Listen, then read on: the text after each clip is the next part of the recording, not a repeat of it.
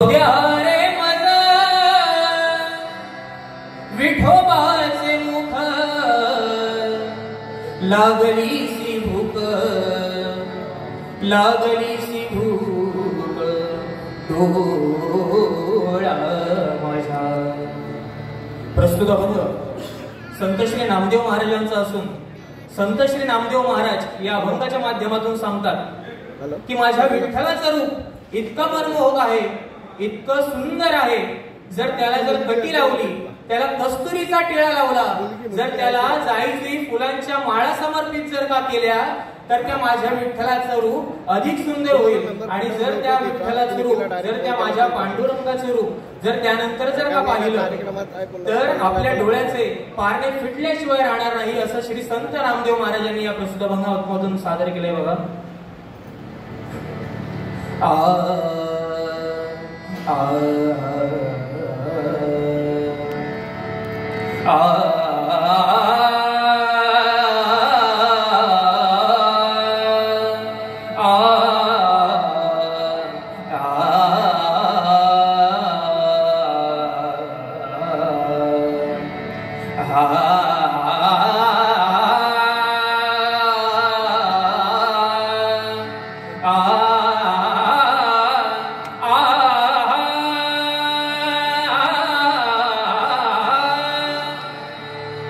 पाहू द्या रे मजा, पाहू द्या